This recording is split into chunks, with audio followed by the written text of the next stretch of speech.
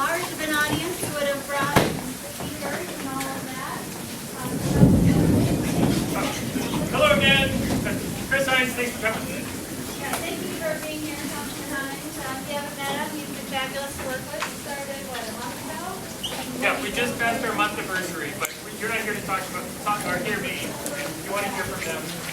So we're going to just take up the first 30 minutes to tell you about the Garfield neighborhood bikeway, which has been under design for many years.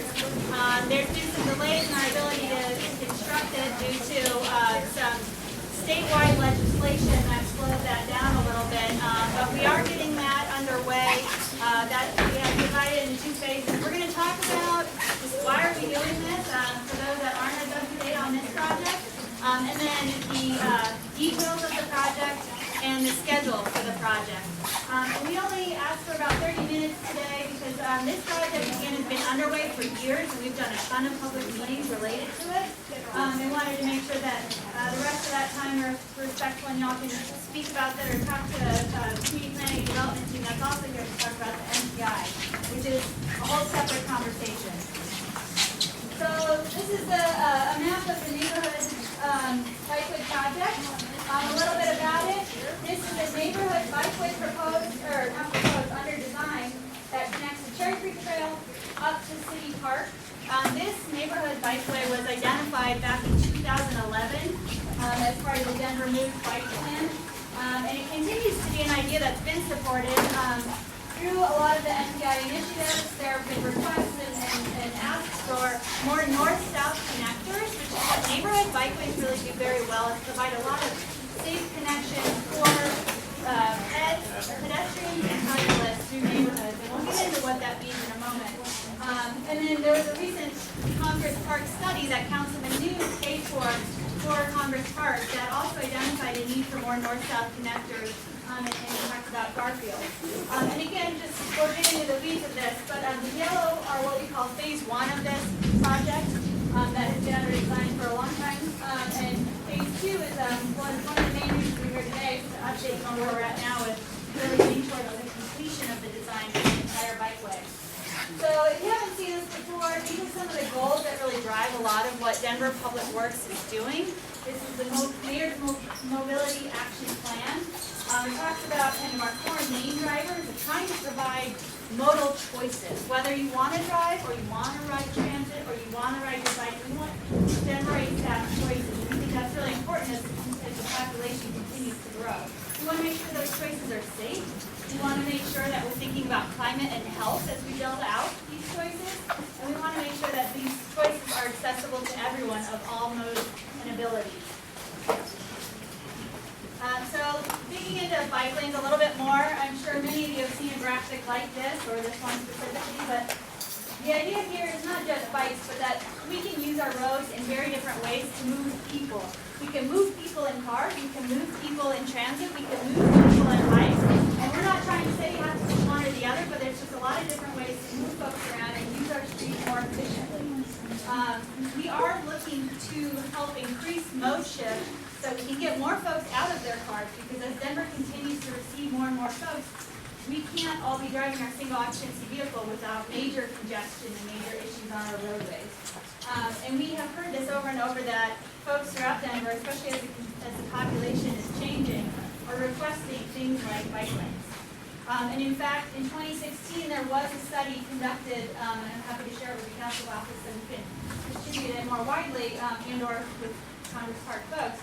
But it really did demonstrate there's a lot of support for increasing our bike facilities throughout the city and increasing our high comfort bike facilities throughout the city, so that this chart here, this graph, this bar is something that has been replicated in studies all across the nation. This was replicated here in Denver, but surveying folks of how likely or how interested are you in biking and kind of what drives you to want to bike.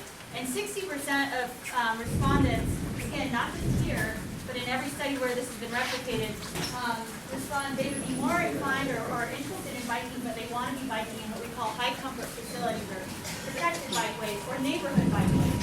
And so we know that that's kind of the number we're looking at to come up with that mode shift. There's folks out there that like to ride and are comfortable comfortable on our bikeways as it is today, and that's great. But we're trying to get to those folks who aren't out there riding today, but are wanting to and just not feeling safe enough given our road conditions today. So speaking of high comfort bikes facility, that seems a little jargony, we understand. But this is kind of a spectrum that illustrates the types of bike facilities. So like I was saying, there's a lot of folks who are kind of they're kind of crazy bikers, or maybe not crazy, I'm one of them, I guess. I'm not too crazy, I'm a little weird, but that like to ride and feel comfortable riding between cars and doors, that kind of thing. But it's a pretty slim percent of folks out there. And that a lot of people, that 60% in fact, are the ones who want to ride in these types of facilities. So these types being protected facilities, like the ones you may see downtown on 14th, that have a vertical element that separates vehicle traffic from bike facilities. Or neighborhood bikeways, and that's what we're going to talk a little bit more about today, is the neighborhood bikeway. And the neighborhood bikeway is a bikeway that tends to work really well in neighborhood settings where the traffic volumes are very low. And the intent of these is to slow traffic down, really make it clear that there is a shared roadway situation with bikers and with vehicles, discourage a lot of kind of through traffic and that kind of thing, and really make sure that folks who are locally using those roads are still able to access those roads as they need to locally, but kind of discourage folks from using those as major thoroughfares. And so we add things like bulb outs at corners to kind of net those down. We add more safety elements at the major crossings so it's easier for cyclists and pedestrians to cross at those. And then we add, even in some certain situations, a diverter, which means that traffic can't move through the intersection. Cyclists and pedestrians can, but vehicles cannot. And then, of course, these are very high comfort facilities, which are multi-use trails, like Cherry Creek or the South Platte. And I forgot I had a slide in here. But again, this is kind of an example of what one way you can create a neighborhood bikeway is through, this is a diverter, which is what I was just talking about. So you can see the car has to turn right, but the bikes can move through this intersection. So with that, I'm going to turn, before I turn it over to Michael, I also want to introduce, we have got a lot of folks here to answer questions at the end, but we have our project manager for phase 2, our project manager for phase 1, John LaSala. We have our consultants here, if you guys wouldn't mind raising your hands. So, we have a lot of folks working and we really want to get this done. We're very excited to share with you where we're at today. So with that, Michael Coslow is going to take it over. Thanks, Ashley. So guys, if anybody's coming in late, all of this presentation, the boards are going to be on our website, which is denvergov.org/neighborhood bikeways. So if anybody can't see this from back there, there's another opportunity. So I wanted to kind of go through what is in the content of Neighborhood Bikeway, Garfield Neighborhood Bikeway. There's 2 phases, and it looks like Ashley's got me queued up for phase 1. The first part of the project includes a crossing at Cherry Creek Drive North and Dakota at the south end, right where the Neighborhood Bikeway hits the Cherry Creek Trail. And the goal of that is essentially it's a busy enough road that we need to have an active device, which will be a rectangular rapid flashing beacon, but it's not so busy that we would need to have a traffic signal. So this is the one intersection I can say it doesn't need a signal. Moving north from there, Alameda Avenue crossing. Right now, it already has a kind of what we call the cut-through diverter, or what we would call like a neighborhood connector, so that neighbors can get through further on bike. But the main enhancement we're looking at doing in Alameda is to introduce a traffic signal. There wasn't a traffic signal there before. But what's going to happen, and this is kind of unique to Denver, is if you are on a bike and you're approaching Alameda, there will be a light that says, "Hey, we've got you. You've been detected." The light's going to turn for you, so that there'll be that kind of peace of mind. So one thing that we've experienced is bikes that may or may not want to completely wait until that green light. So we're trying to use that strategy to encourage folks to do that and make that safe crossing. So at the north end is the Garfield Neighborhood Bikeway connection to City Park, and that's 17th and Garfield. And this intersection was one where we've had a couple of hidden things that we didn't expect as we started doing our subsurface investigations. There were 2 gas lines and a fiber optic line opposite where we were going to put in a bus pad and a dump out.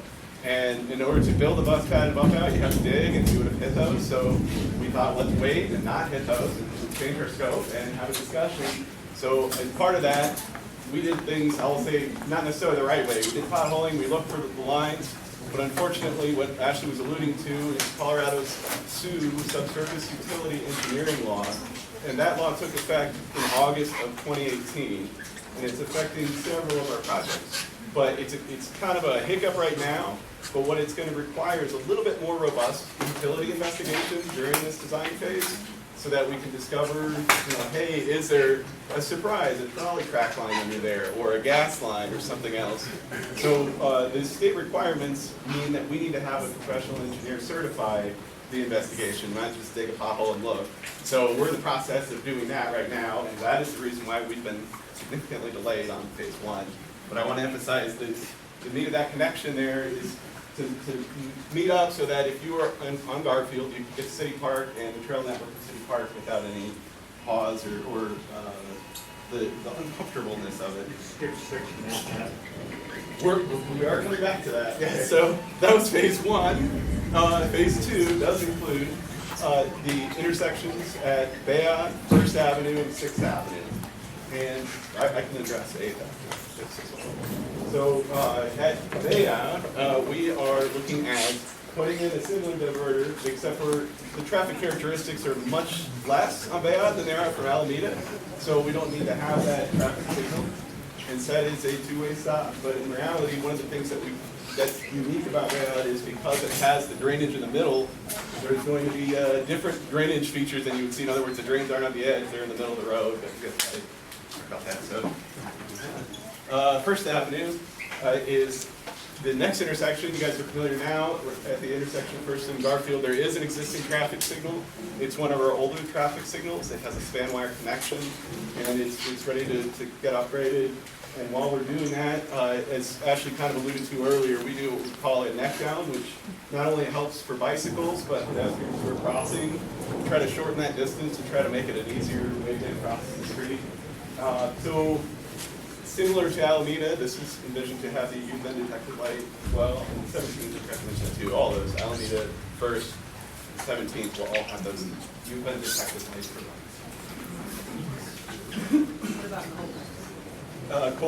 Colfax, not yet. Yeah, we talked to our friends from the Thank you, presses.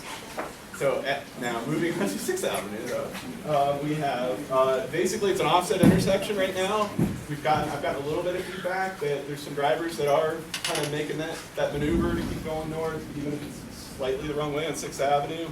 So part of this intersection's goals include trying to discourage that. Right now we've got a bike box, which means it's no turn on red for vehicles going northbound. On southbound, our peak traffic here going southbound is about 38 cars an hour. So it's a really low volume of vehicle traffic right now.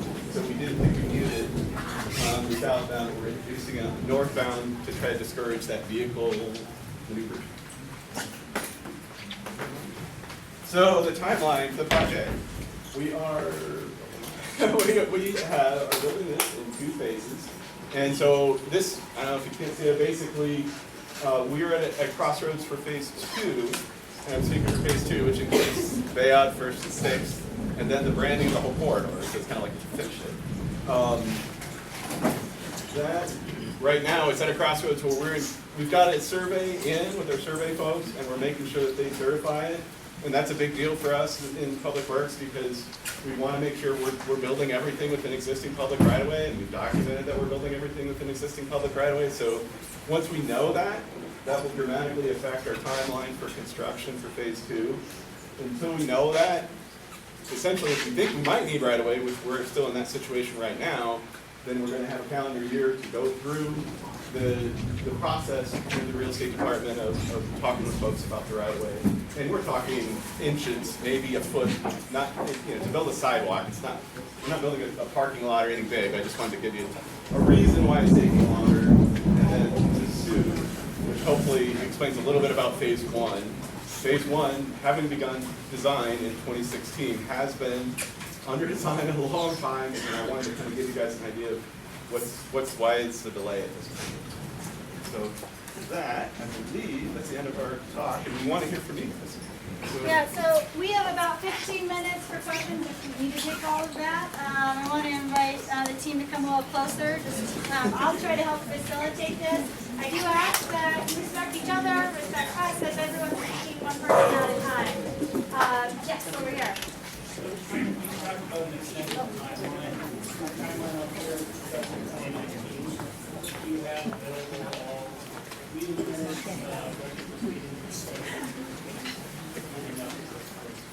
Yeah, we do have records of the past phase 1 meetings online.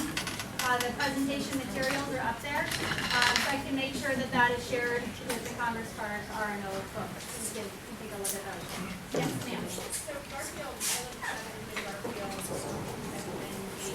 and that's a fairly narrow area that's your Garfield is.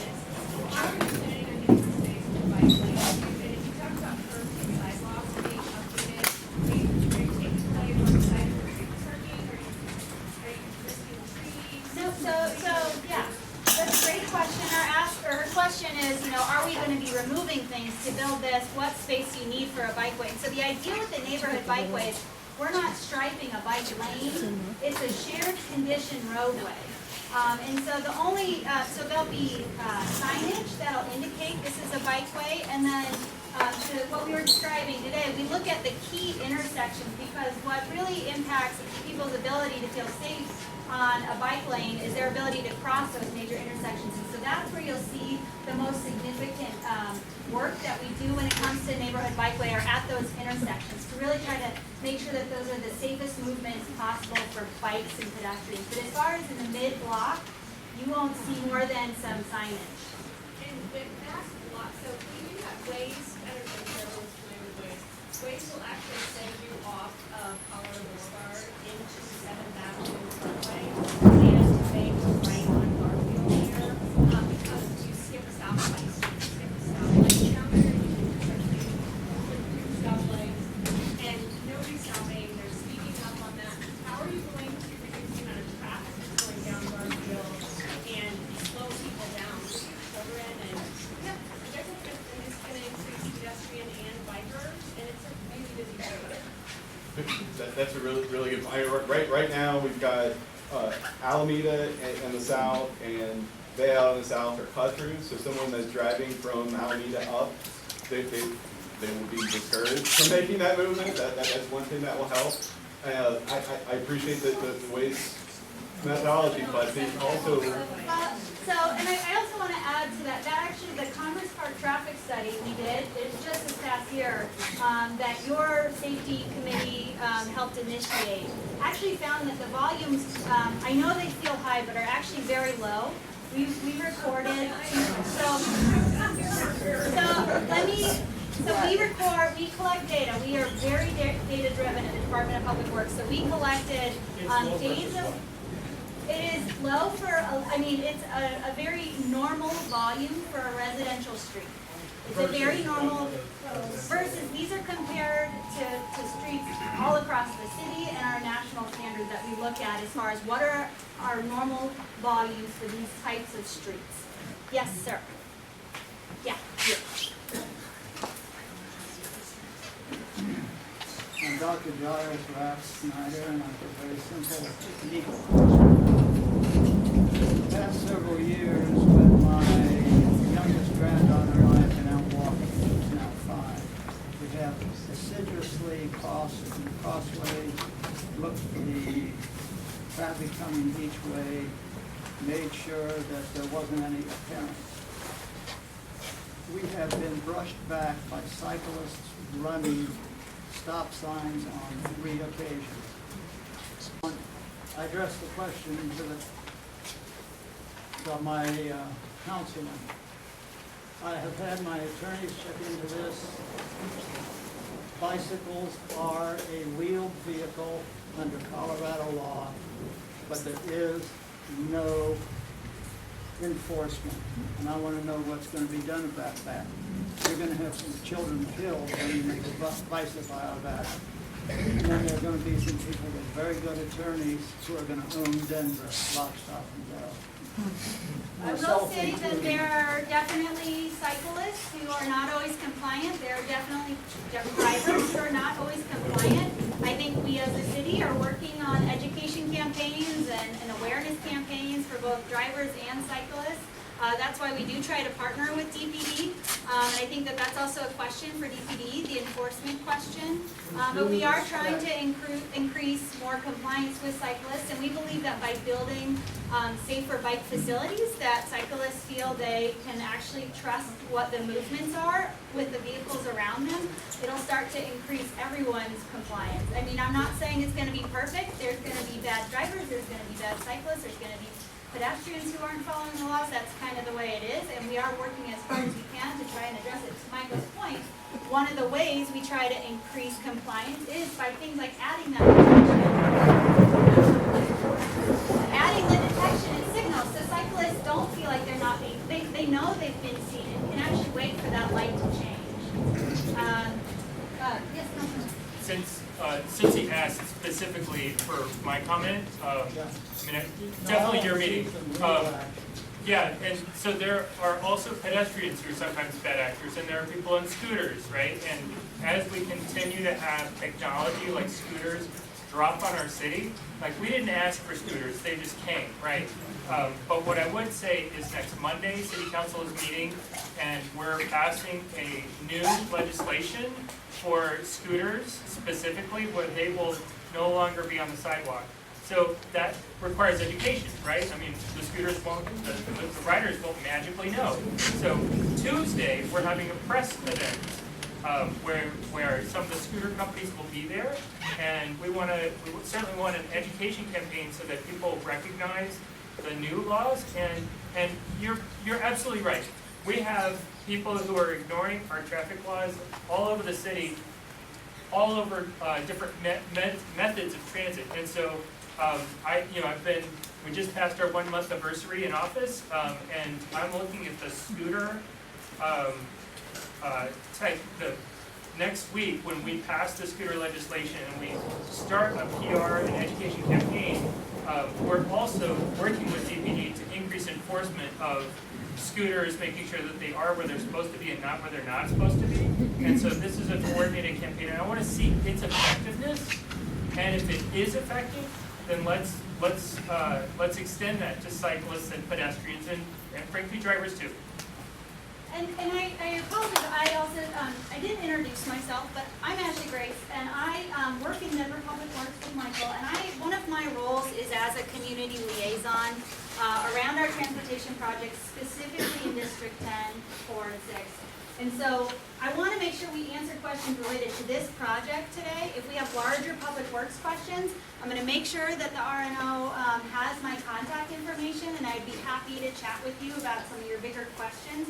But since we have our whole staff here, if you have questions specifically about the project, let's definitely get those today. Yes, ma'am. You talked about Garfield at 6th going through, but what about the traffic going on 6th Avenue? There's no way a bicycle can cross at 4 o'clock in the afternoon. I can't even get down the street. So are you going to put a light there, or what's? That's correct, yeah, the traffic light is. Well, this way, but not. Yeah, there will be a phase for a bicyclist. Right now, what we're looking at, like kind of alluded to, southbound on Garfield, there won't be a bike-specific signal just because we've got such a low volume of vehicles. Northbound, we probably will have a bike signal because we have the room to have it. We would not encourage people to bike on 6th Avenue. Yes, my elbow was there. It will stop the eastbound traffic so that the cyclists can cross. Yeah. There will be a signal, correct. There will be a signal that the cyclist will press the button, it'll stop traffic, the cyclist can then cross while the traffic is stopped. Is that? There will not be a signal, or no, there is a light on there. Sorry, correct, there is one. It's a different kind of signal that's not. Sorry. So Garfield and 8th is just downstream from what we call called speed and gap signal. You've seen those on 13th, 14th, you've seen that on the 8th. The whole point of those speed and gap signals isn't necessarily for vehicles as much as if you think of pedestrians trying to cross those busy streets. If kind of organizes the cars into platoons, we call them, and then that way, after that platoon gone, there's enough room for someone to walk across the street. Because we're just behind that signal at 8th Avenue, we're utilizing that signal, and assuming that someone on a bike can see the signal right there and know they can make a crossing. Is that the same thing you're doing at 6? Is that right? No, yeah, Six Light is further away from the Yes, ma'am. Hi, I'm with the Seventh Avenue Neighborhood Association. We're the neighborhood organization that covers the roads from Downing to Colorado and 6th Street. I just want to address the point that you made on the traffic study and the turns that are being made from Garfield Street. I get your point that the traffic is actually very low, but in the context of the neighborhood, it's actually very high.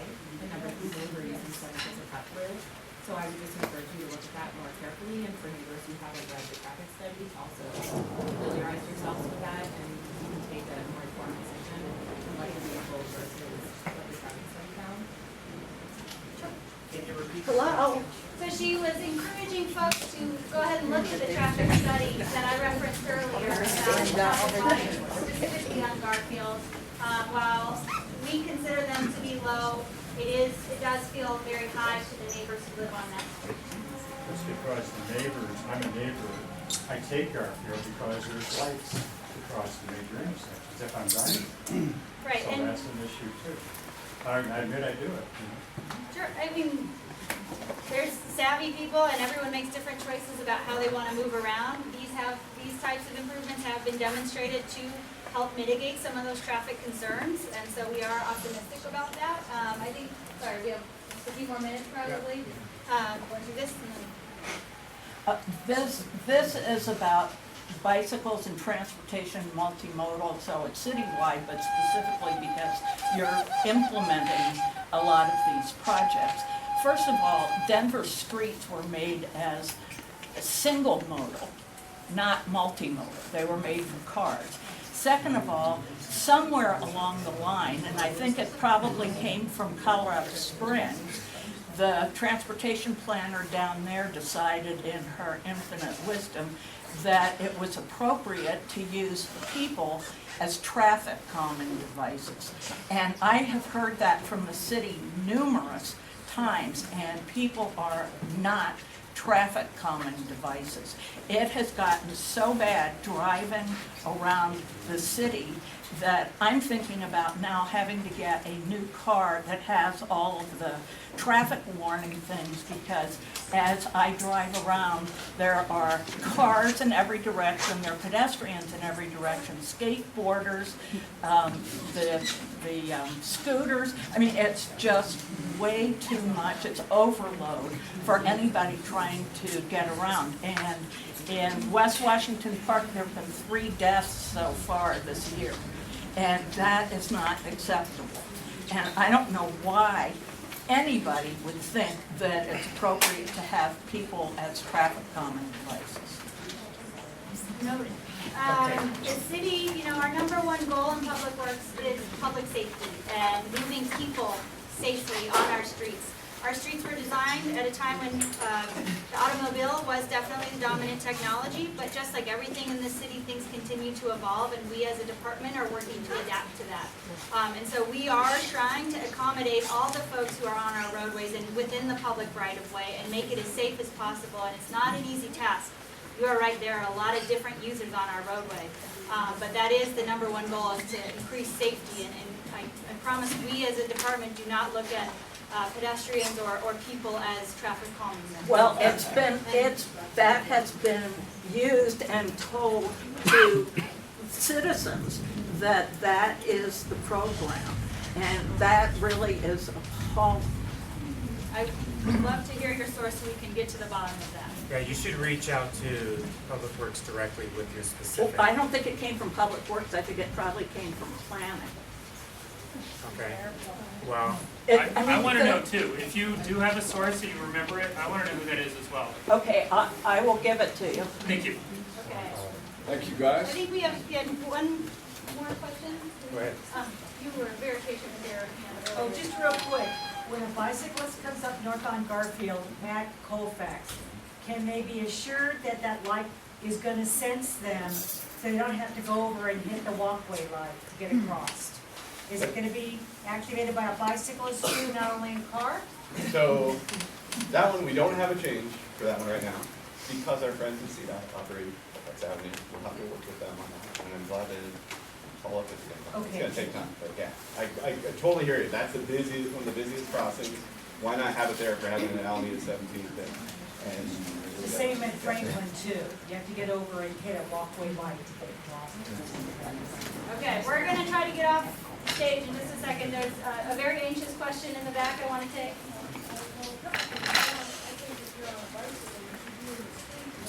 Garfield, there is a turn signal there already, you should be following the traffic signals that currently exist. But, I mean, I've ridden a bike and been with 45 years old, and I'm actually so safer on the city streets with the traffic than a lot of the bike lanes.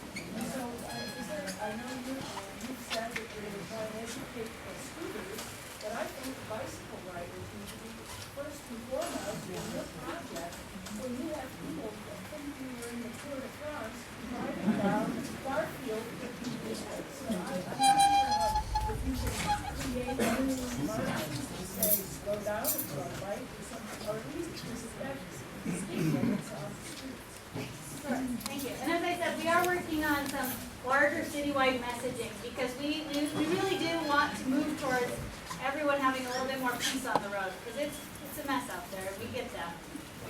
One more. Yes, sir. Owning a house in the 700 block of Garfield, I have a specific question, and I haven't been able to find the answer on any of the websites. So, can you tell me what is going to happen on the 700 block of Garfield from the 7th Avenue Parkway to 8th Avenue? What's that going to look like? Sure, that's part of that segment that Ashley kind of alluded to. You have the Shero symbols on Garfield. So there'd be different signs that we haven't seen before in the city that kind of indicate this is a neighborhood bikeway, and wayfinding signs for a bike. In the mid-block, on the 700 block, that's what we're looking at. We're not building another stretch bike lane, we're not building a path or anything like that. It's the bikes are sharing the vehicle lanes. Just paint. Correct. Yep. Thank you. And signs. So yeah, I'll make sure that Rodney and the other folks have my email address. I also correspond very regularly with Liz Chester, who's been wonderful to work with and is a great advocate for all of your transportation safety concerns in the neighborhood. Feel free to email me directly or a specific concern, Michael Coslow, whose name is on the website as well, email address. So thank you for your time. Thank you guys very much.